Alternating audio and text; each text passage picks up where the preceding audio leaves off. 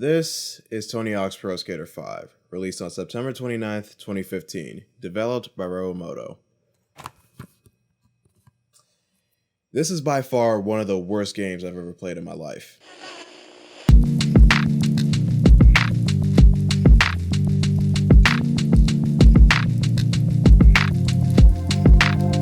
Okay, picture this. It's 2015 and it's been 10 years since we had a Pro Skater game, and almost 8 years since we had a Tony Hawk game without a stupid skateboard peripheral. Have you seen this thing, by the way? Somebody thought it was a good idea to slap motion sensors onto a plastic skateboard deck for a game, and after it flopped, they decided to drop another game for that same plastic monstrosity. And it also flopped. Nobody liked Ride, but then Shred was plopped out about a year later, so maybe it was a contractual obligation, or a blood pact. Anyways, a new Tony Hawk game was dropping, and all you need is a controller. Surely they couldn't mess this up. They mess it up. Like, badly. Now, this game was not developed by Neversoft. I mean, if it were, then this video would not exist, because they actually know how to make acceptable products. See, what happened was, in 2014, they did a fusion dance with Infinity Ward and merged, or is it the Katara earrings? Something like that. So who developed T-Hawk's Pro Skater 5? Well, I already told you, it's Robomoto. Wait a second. They're the same homies who made Ride and Shred. Oh God! Do you want to know what other games they've released? Well, they got Monsters Flash, Glober's Escape, and Hunger Games Catching Fire Penem Run. I'm gonna take a wild guess and say that's a Temple Run clone.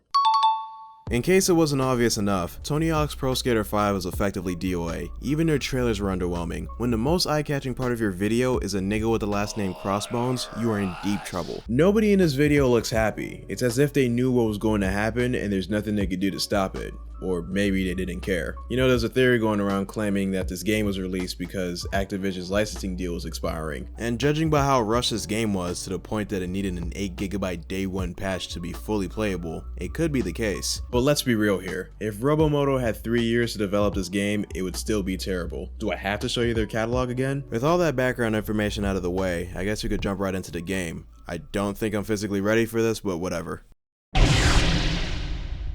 You silly bitch, there's no story mode in this game. The first thing I try to do in a Tony Hawk game is create a character. I did it in Pro Skater 4, Thug 1, Thug 2, American Wasteland, and Project 8. So you can probably tell how disappointed I was when I found out that Pro Skater 5 lacks that feature. Instead, you can select pre-existing skaters and switch their appearances up using cards. Apparently, the idea of just having a face and hair editor was too much for them, so this is the alternative. But look on the bright side, at least you get to play as the Ninja Turtles, once their textures pop in.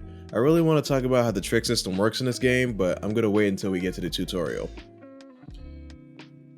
So here we are at the tutorial. The game tells you how to move around, do tricks, grind, you know, the basics, but there's actually a new mechanic. If you press the Y button in midair, then you do a slam. It's unnecessary. Luckily, you can make it irrelevant by going into the options, so with that being said, this would be the last time I'll ever talk about slamming. The new special mechanic, on the other hand, is a major issue. By the way, I'm going to do the same thing I did in my NBA Live video and bring up the predecessors. In this case, it'll be Tony Hawk's Pro Skater 4 with a little bit of Thug 2. And yes, this is Pro Skater 4 footage from my completely operational PS2. Ain't that right, PS2? Kill me, fam. It's fine. It's fine. Why is everything in my apartment broken? Now on Totally For Real, actually Pro Skater 4 for real, when you fill up the special meter, you're able to perform special tricks. You're able to have up to 12 of them, and you can choose which button combination you want to use to vomit while grinding or slide a skateboard in between your ass cheeks. On Pro Skater 5, however, once you fill your special meter, you press a button and all your base tricks are now special tricks, so instead of doing a manual, you'll do a primo or something. Also, you can't change any of the special tricks at all, so you're stuck with that loadout until you change characters, but your stat points don't carry over, and I'm gonna use that as an excuse not to change characters. Also, there are no grind modifiers and flatland tricks, so that along with the new special mechanic really makes the overall trick system limited. Take a look at the demo of Thug 2 and juxtapose that to this game. It really shows how lifeless Pro Skater 5 is. Notice the variety of tricks, ignoring the cavemanning because that wasn't really a thing in Pro Skater. The character looks like a straight crackhead, and I'm gonna let you in on a little secret. That's one of the best parts of these games. The fact that you could perform a 100 trick combo that can involve you defying the laws of physics, gravity, and current day political correctness was awesome.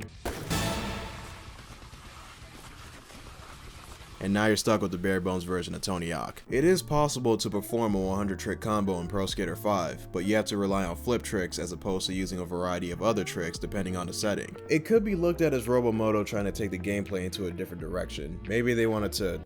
Never mind, they were cutting so many corners that the shape now resembles a circle. I'm trying my best to find positives in this game, but they're practically non-existent when you consider the fact that Pro Skater 4 and Underground 2 exist. They could even get falling off your board correctly, your body goes limp, and then the screen flashes white.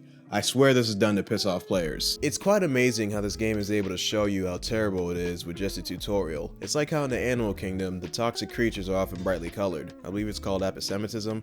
I'm not even sure if that's even an accurate comparison, I just wanted to flex my random animal facts. I guess this leaves us with the missions. Quick side note, when you choose a map to play, you get thrown into a public lobby. This map was filled with one person. Now let's say you wanted to have a private lobby for whatever reason. Maybe you were kicked out of the game once or twice, I don't know. Well, you do have the option to select a private session, but it doesn't work, which means you have to get offline to properly play this game. Why am I not surprised? Nonetheless, the missions. You have the classics like beating the high score, grabbing DVDs, collecting letters, but you have new challenges like getting objects out of the pool, doing certain tricks onto orbs to collect them, and going through rings like in Superman 64. Ladies and gentlemen, this is innovation. That's pretty much the average level of creativity with these missions. Each map has 15 of them and they have that star scoring system. When you get 3 stars for all the normal missions, you'll unlock the pro missions. Trying to complete every mission reaffirmed the fact that the controls are awful. They're so bad that it ruins anything that this game is trying to do. It could be hard for some of you to visualize how terrible the controls are. So imagine if you were playing your favorite game right now, but your controller or keyboard is covered in honey. The Tony Hawk franchise lives and dies on its controls, and this game has reached Jiraiya levels of mortality.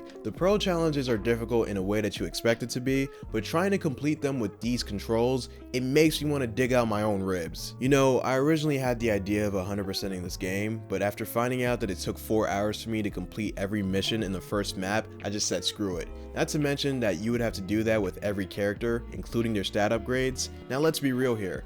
No reward would ever be worth that pain, but I'm pretty sure there's no reward for completing this game. I've searched everywhere and got nothing, which means you get nothing, and I'm not about to play more of this to see if that's really the case. I don't even feel the need to give you some background info on every map. There's just not much to say besides the fact that they're blander than all-white air forces. They tried to make each map feel different by giving them their own gimmicks, but it's a fruitless effort. Just look at how dead these places are. No pedestrians, no AI skaters, no animals. They were really banking on these player lobbies being full, huh? Or once again, maybe they didn't give a shit. When they were adding things like power-ups and movable objects, the devs probably decided against implementing AI, or else be the cause of a wave of brick consoles. And that's all I have to say about my experience with Pro Skater 5. I have now lost exactly 8 years of my lifespan, and $12 buying this game. But at least I wasn't one of these jabronis who threw down 60 bones for this. I mean, if you didn't know whether or not this game was going to be garbage, then you probably would have been the type of person that purchased a Fire Festival ticket. I knew what I was expecting, especially when I found out that it was taken off the Xbox store, but the fact that this game is a part of the Tony Hawk franchise is kinda depressing. This is also Robomoto's third strike. It's no surprise that they're now defunct.